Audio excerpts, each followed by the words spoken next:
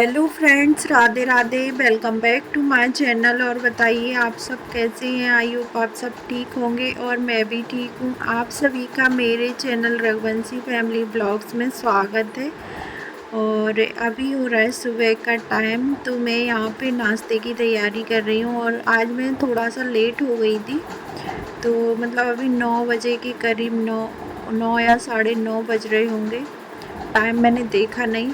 तो मैं यहाँ पे नाश्ता बना रही थी और नाश्ते में मैंने आज सिंपल सी मैगी बनाई है, क्योंकि इसी तरीके की मैगी मेरी बेटी को ज़्यादा पसंद है। हम सबको इसी तरीके की मैगी पसंद है, इसीलिए।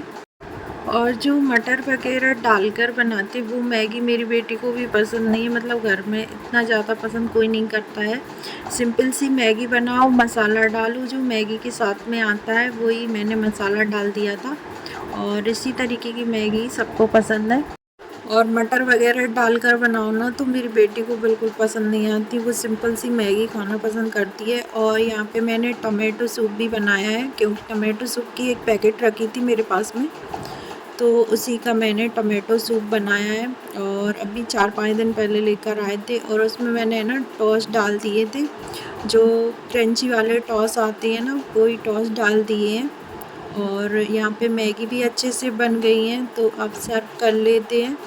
तो हर घर में बच्चों को मैगी सबसे ज़्यादा पसंद रहती है, और मैगी बहुत जल्दी बन भी जाती है। जब हमें कम टाइम है तो मैगी बना सकते हैं हम। तो मैगी को सर्व कर लिया है मैंने, और अब नाश्ता कर लेते हैं। और नाश्ता करने के बाद मैं मिलती हूँ। तो ये है हमारा नाश्ता। और आज थोड़ा सा मैं लेट हो गई थी इसीलिए। और यहाँ पे मैंने टमाटो सूप भी बनाया है और मैगी बनाई है। तो अब नाश्ता वगैरह बेटी को दे दिया है, और इनको भी दे दूँगी, क्योंकि अब ये थोड़ा है ना बाहर गए हैं कहीं बेटू को खिलाने के लिए। तो बेटू को टमाटो सूप बहुत ज़्यादा पसंद है, और बेटी को मैगी। तो नाश्ता वगैरह हो गया था इनका, और उसके बाद ही अगले दिन का ब्लॉग है। और यहाँ पे मैं नहा के आ गई थी, और बेटू को भी नहला के तैयार कर दिया था। उस दिन मैंने किसी कारण ब्लॉग नहीं बनाया था फिर पूरा, तो अगले दिन बना लिया था फिर।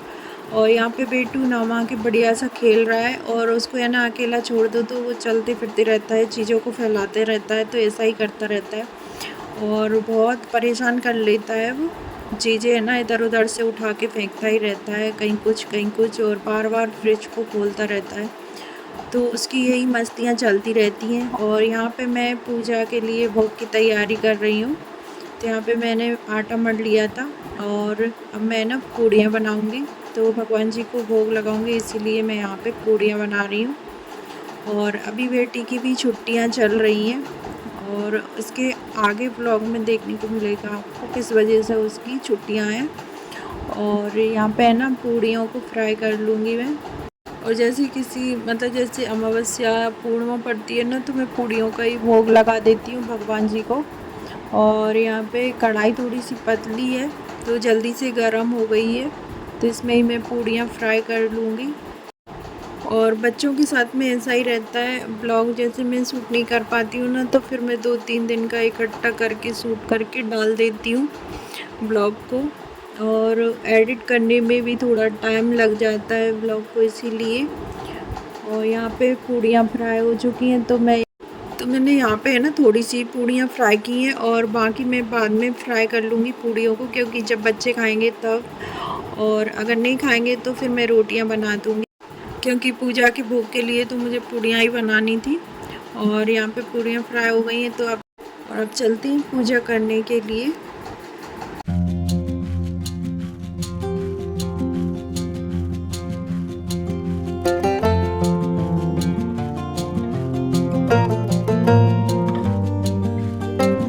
और यहाँ पे भोग की मैंने अलग रख ली है प्लेट में, और अब चलते हैं पूजा करने के लिए। तो पूजा वगैरह हो गई थी, और उसके बाद दिया वगैरह जला दिया था, भोग भी लगा दिया था भगवान जी को। और अब जो भी काम है वो कर लेंगे। तो अभी मैं तुलसा जी में जल भी चढ़ाती हूँ, तो उसी के लिए जल वगैरह ले लूँगी। और तुलसा जी को भी मतलब भोग लगा दिया था मैंने, और जल भी चढ़ा दिया था। और वापस मैं किचन में आ गई थी और अब मुझे है ना लंच की तैयारी करनी थी क्योंकि लंच नहीं बनाया था। तो यहाँ पर मैंने ना कढ़ाई को वही वाली कढ़ाई रख ली है, उसी में मैं सब्ज़ी छोंक दूँगी क्योंकि उसमें तेल तो रखा था ही और रोटियाँ बनाऊँगी तो इसी में मैं है ना सब्ज़ी छोंक दे रही हूँ और सबको है ना रोटियाँ ही खानी है। तो आज मैं बनाऊँगी आलू बैंगन की सब्ज़ी, जो मिक्स वाली सब्ज़ी बनती है ना वही वाली। तो आलू मैंने छीलकर काट लिया था, बैंगन को भी छीलकर काट लिया है और एक टमाटर डाल दूँगी। तो 2-3 दिन से पड़ा था ये वाला बैंगन और अच्छा था, तो मैंने इसको है ना आलू बैंगन के लिए रख लिया था। आलू बैंगन की सब्ज़ी भी अच्छी लगती है मिक्स वाली, थोड़ी सी रसीली टाइप की बना लो। तो यहाँ पे प्याज भी कट कर लिए और कढ़ाई में ऑयल पहले से ही था क्योंकि थोड़े से ही ऑयल में मैंने पूड़ियाँ फ्राई की थी। और ये देखिए बेटू भी आ गया है, तो वो देखना चाह रहा था इसमें क्या बन रहा है, तो मैं उसी को दिखा रही थी क्योंकि जब तक वो किचन में 3-4 बार चक्कर नहीं लगा ले तब तक वो रहता नहीं है। 3-4 बार क्या, वो ज़्यादातर किचन में ही रहता है और बार बार देखने आता रहता है क्या बन रहा है, क्या कर रही है मम्मा, तो इस वजह से। और यहाँ पे प्याज अच्छे से सिक गई थी तो मैंने मसाले डाल दिए थे, टमाटर भी डाल दिया था और मसाला अच्छे से पक गया था तो आलू बैंगन डाल दिए हैं। और आलू बैंगन इसीलिए और बना रही हूँ क्योंकि आलू की सब्ज़ी रहती है ना, साथ में आलू रहते हैं ना, तो बेटी खा लेगी उससे। और उसे है ना बैंगन अकेले बनाओ ना तो वो खाती नहीं है खाना, मतलब बैंगन उसको पसंद नहीं है, तो आलू बैंगन मिक्स करके बना दो तो थोड़ा बहुत वो भी खा लेती है सब्ज़ी को। और यहाँ पे मैं रोटियाँ ही बना लूँगी उसी आटे की। तो और जब तक सब्ज़ी बन रही है तब तक हम यहाँ पे रोटियाँ भी सेक लेंगे। और सब्ज़ी थोड़ी सी है ना मैंने पानी डाल कर रखी थी और ये पतली कढ़ाई है तो इसमें है ना जल्दी से बन जाती है, थोड़ी सी हम पानी डाल कर रख दो ना तो जल्दी से बन जाती है और कढ़ाई के तले में भी नहीं लगती है, इसीलिए क्योंकि इसमें ना मैंने पानी डाल दिया था थोड़ा सा। और यहाँ पे रोटियाँ भी सेक लूँगी मैं। और आटा मैंने पहले ही मढ़ के रख लिया था, उससे अभी है ना बच्चों को भूख लगी है तो रोटियाँ भी हो जाएंगी उनके लिए।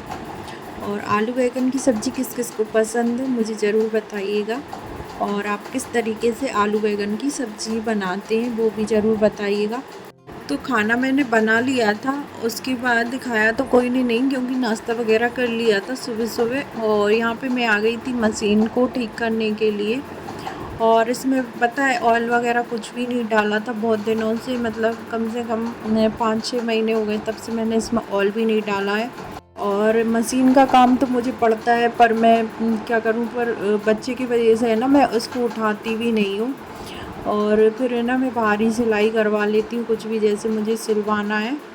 और आज है ना इसमें मैं ऑयल डालने वाली हूँ क्योंकि अब है ना थोड़ा थोड़ा मैं इसमें सिलाई करके देखा करूँगी, क्योंकि कुछ भी जैसे कपड़े सिलवाना है बच्चों के या फिर सूट वगैरह का भी फिटिंग वगैरह करवाना होता है मुझे, तो अब मैं ना ये सिलाई मशीन में तेल डाल दूँ और चलाकर मतलब देख लूँ सिलाई मशीन को।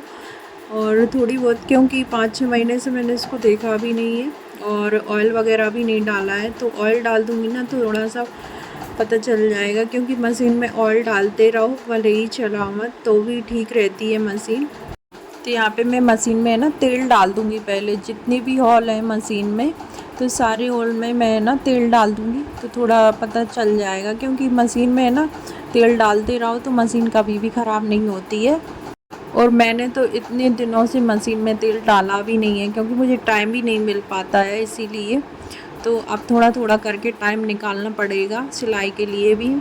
और मशीन को भी साफ़ कर दूँगी इसी तरीके से, क्योंकि थोड़ी बहुत धूल भी चढ़ रही है इस पर।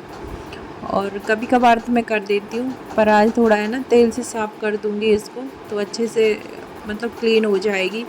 और धूल वगैरह चढ़ गई थी इस पर, भले ही इसका कवर है तब भी थोड़ी बहुत तो धूल अंदर भी चली जाती है मशीन के। और इतने दिनों से मैंने देखी भी नहीं है मशीन को, तो यहाँ पे मैंने ऑयल से अच्छे से साफ़ कर दी है मशीन को ऊपर से भी। और ये देखिए अभी भी बिल्कुल मतलब इतना टाइट इसका हैंडल चल रहा है। और अब इसमें मैंने थोड़ा सा तेल डाल के रख दिया है, तो अभी तो मैंने साफ़ करके ढक दिया है तेल डालकर। 1-2 दिन और डाल दूँगी और नहीं चलेगी तो फिर मैं इसके ना कील पुर्जे जो भी हैं उनको निकाल कर ठीक करना पड़ेगा मुझे। और ब्लॉग का मैं यहीं पर एंड करती हूँ। ब्लॉग पसंद आया हो तो लाइक शेयर सब्सक्राइब ज़रूर करिएगा मेरे चैनल को।